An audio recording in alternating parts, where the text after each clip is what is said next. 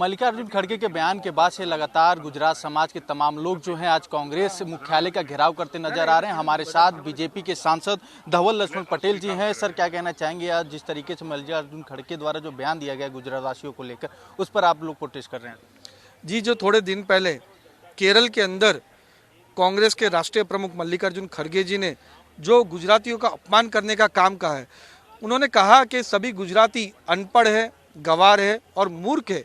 ये दिखाता है कि कांग्रेस के राष्ट्रीय प्रमुख और कांग्रेस के दिल में हमारे गुजरात और गुजरातियों के लिए कितनी जहर है, कितनी नफरत है। और ये पूरा हिस्टोरिकल है, एक पैटर्न है। राहुल गांधी ने ऐसा ही बयान आसाम में दिया था जब उन्होंने कहा कि सभी गुजराती स्कैमस्टर हैं। उत्तर प्रदेश का इलेक्शन हुआ तब उन्होंने बोला कि सब गुजरात से गुजराती गधे यहाँ पे आए हैं। गुजरातियों को गधे से कंपेयर करने का काम कांग्रेस और विपक्षी लोगों ने किया है। वैसे ही टीएमसी के सांसद महुआ मोइत्रान तो और एक आगे कदम जाके कहा कि गुजरातियों का आज़ादी में कोई भी रोल नहीं था, वो अपमान हमारे महात्मा गांधी जी और सरदार वल्लभ भाई पटेल का है। लेकिन ये पूरा जो बयान गुजरात का अगेंस्ट दे रहे हैं, उसका कारण है कि लास्ट 30 साल से गुजरात में कांग्रेस को पूरा हाशिए पे धकेल दिया है।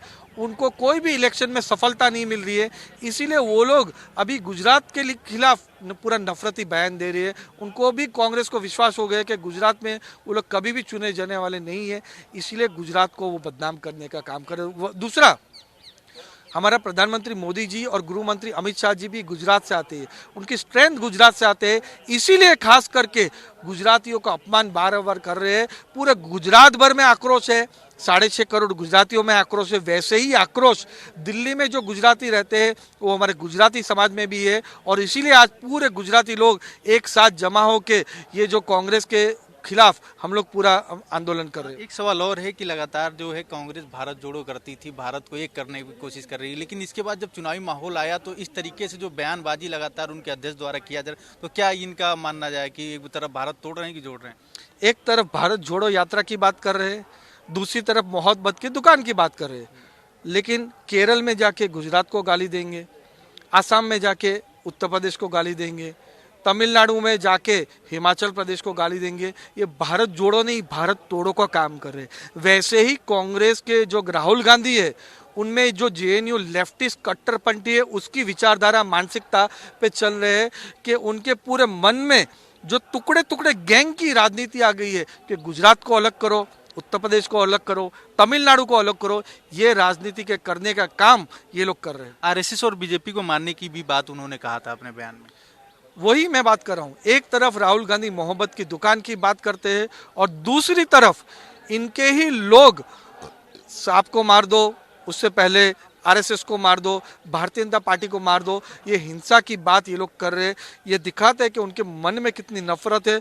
एक साइड मोहब्बत की दुकान और दूसरी तरफ हिंसा। इसीलिए अभी पूरे भारत भर के लोग कांग्रेस की कोई भी बात में आने वाले नहीं है, और जैसे कांग्रेस मुक्त गुजरात हुआ है वैसे ही आगे के दिनों में कांग्रेस मुक्त भारत भी होने। क्या मल्लिकार्जुन खड़गे इस पे माफी मांगे? जैसे उनकी कट्टरपंथी विचारधारा है, थोड़े दिन पहले गुजरात को गाली दिया, कल आरएसएस और भारतीय जनता पार्टी को गाली दी है, और उनके मन में इतनी नफरत है तो मुझे नहीं लगता वो माफ़ी मांगेंगे, और माफ़ी मांगे तो भी हमको स्वीकार्य नहीं। जब तक राहुल गांधी, सोनिया गांधी, प्रियंका गांधी खुद रिकॉर्ड पे आके गुजरात आके हमारे गुजराती और गुजरातियों को माफ़ी नहीं मांगे, तब तक हम लोग को स्वीकार्य नहीं है। हम लोग हमारा प्रोटेस्ट जारी रखेंगे। बिल्कुल, लगातार देखा जाए तो मल्लिकार्जुन खड़गे के बयान के बाद से लगातार जो है गुजराती वासी जो है प्रदर्शन करने में मजबूर थे। हमारे साथ सांसद थे बीजेपी के, जिन्होंने साफ तौर पे कहा कि गुजरात में आकर राहुल गांधी, मल्लिकार्जुन खड़गे और तमाम नेता जो हैं वो आके माफी मांगे। वीडियो जर्नलिस्ट प्रिंस के साथ अवनीश तिवारी, भारत समाचार, दिल्ली।